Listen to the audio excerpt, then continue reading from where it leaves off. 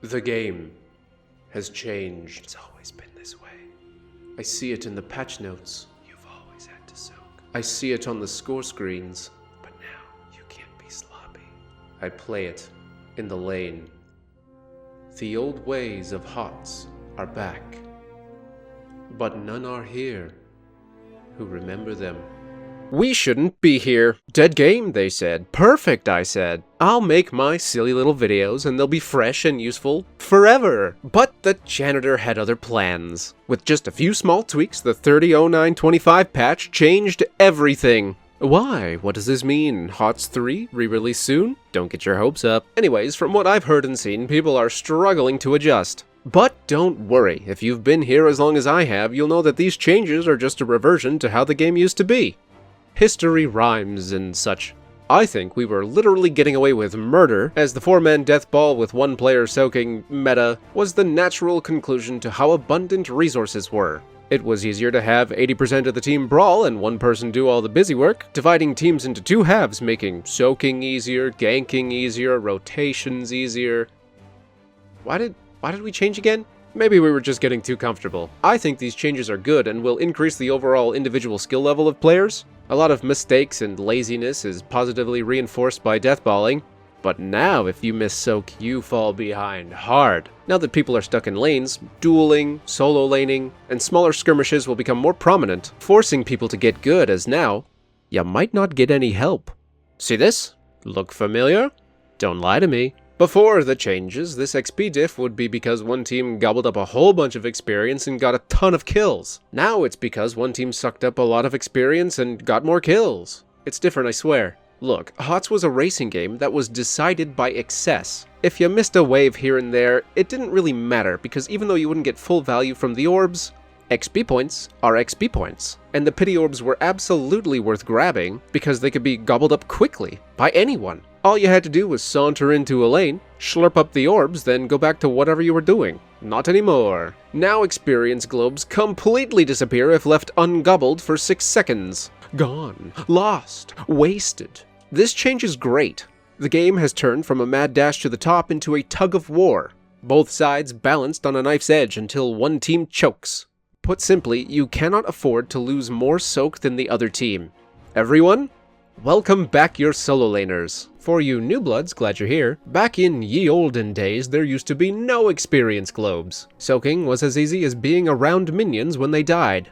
This allowed for some silly things like soaking while invisible or in a bush. And that's why I have hours on Abathur, people. I'm still gonna hate on the hero, you can't stop me! As soaking is now, so it was then. And if no one's around the minions, nobody gets XP. Solo laners were players dedicated to one lane, playing a self-sufficient high-damage hero with some sort of wave clear or 1v1 potential. This player would leverage that hero's strengths and their own personal skill to soak up as much experience as possible while denying their opponent the same. It's been so long since I've seen true, honorable solo laning, as for the longest time it's simply been more efficient to nuke a wave and move on. Now, soaking is everyone's problem. Even if your hero isn't made for it, you're going to have to be stuck in a lane for a few minutes every match. It'll be okay, I promise. Don't worry, you don't have to win the lane. You just have to not lose. It can be kinda boring, I admit, but do you want to win?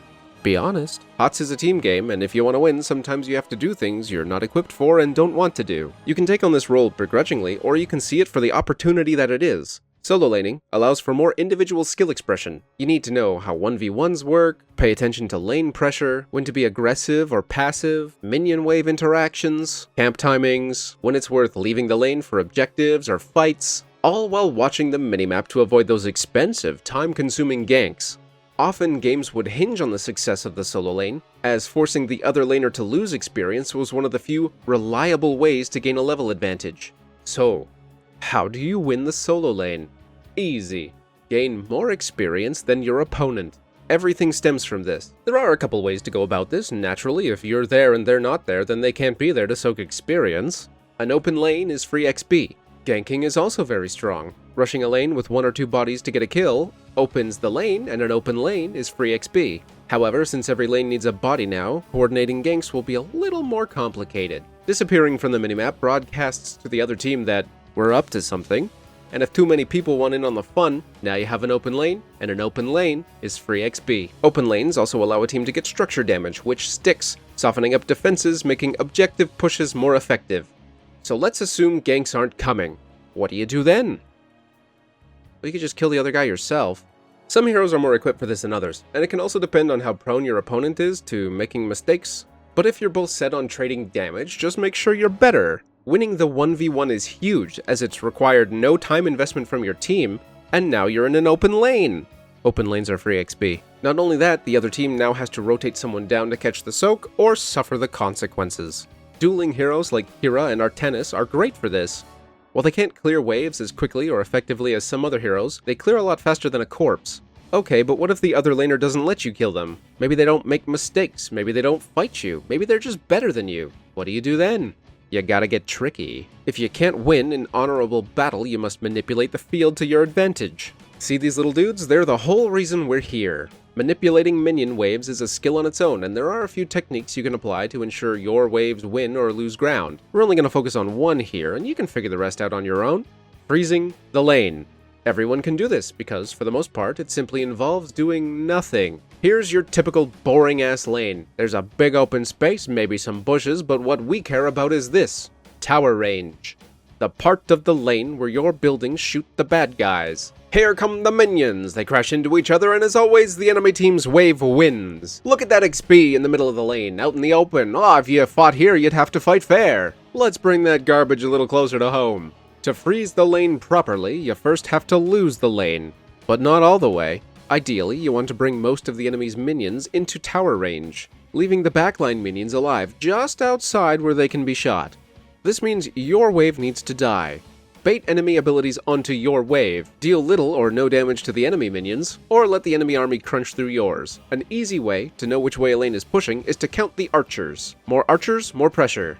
So keeping their count under control will let you decide where the wave ends up. Minions will target heroes if nothing else is around, so you might have to eat a few arrows to do this. The whole point of this trick is to draw the enemy laner away from their wall. You are safe underneath your tower's watchful eyes. They're setting up camp in no man's land. Not only does this make them more vulnerable to ganks, but now, if they're a short-range hero, they need to decide if grabbing soak or dealing damage to you is worth a few cannonballs to the face. From this position of power, you can poke the enemy hero, lowering their HP to the point where you can step forward into or past their minions, zoning them away from your wave while their minions kill yours.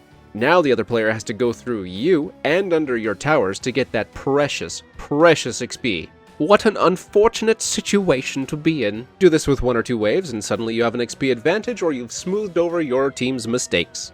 Any hero can freeze a lane, it's just a matter of how. And this little trick can help characters unaccustomed to the solo lane level the playing field. Of course, this is an ideal situation, but the principles apply no matter what. You want the opposing wave to be pushing into your base with the archers outside of tower range so pressure is maintained but manageable, and since you're safe beneath your buildings, you can focus on damaging the other laner to the point you can push them away from your minions, which kneecaps their experience gain. No such thing as a perfect strategy. If the enemy hero has high damage AoE abilities, they can just delete your wave, and now you're taking damage from 7 minions plus a hero, forcing you back while they chip away at your buildings. I missed solo laning. It's a little game within a game, all stemming from wanting to grab more XP than your opponents. Do you fight the minions? Do you fight the buildings? Do you fight the hero? It all depends on the map, personal skill, hero picks, camp types. What fun! The other gameplay changes aren't as exciting. Many are little tweaks to individual maps and such. But there is one that you've definitely felt: the fort and keep behavior changes and buffs. When Call to Arms was added, tower diving became dangerous.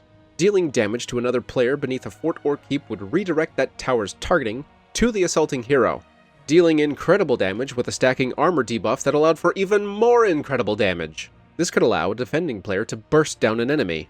Failing that, it put a timer on tower dives. You had to get in, get the kill, and get out before the tower blew you to pieces.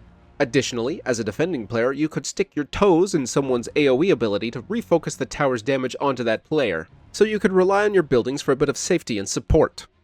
Now you're fucked. Forts and keeps will not fire on enemy players unless there's no other options.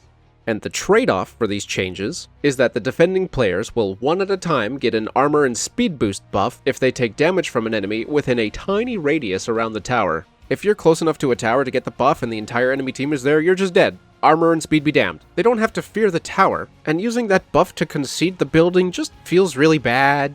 At least it applies to both teams. Towers are no longer islands of safety in a sea of death. Buildings did get a health boost, so they're a little harder to crunch through, but without your friends, your best option on defense is to clear minions and summons so that the tower has no choice but to attack the enemy team. All the while hoping that they just don't murder you because they can. Towers aren't safe. Towers aren't safe. Towers aren't safe. Them's the biggest addendums I had to make to that HOTS 101 video. I can't believe I had to make an update. The XP and tower changes were by far the biggest shakeup the game has seen in years, but really they kinda put things back to how they used to be. You gotta soak now, you gotta. I don't care if you're Nova or May or Kel'Thuzad, whatever. Your stacks won't be worth shit if you're 3 levels behind. Just try it, sit in a lane and play for free for as long as the enemy team lets you. Eat the minions, hit the walls, don't die, that's really important. And watch that XP diff grow. It's crazy. It takes less than 2 minutes to get ahead, and you get 2 full 2-minute sections in the first 5 minutes of the game. Also, towers aren't safe. Oh, and learn these heroes. I feel like they're gonna be real big real soon. Good luck, everybody.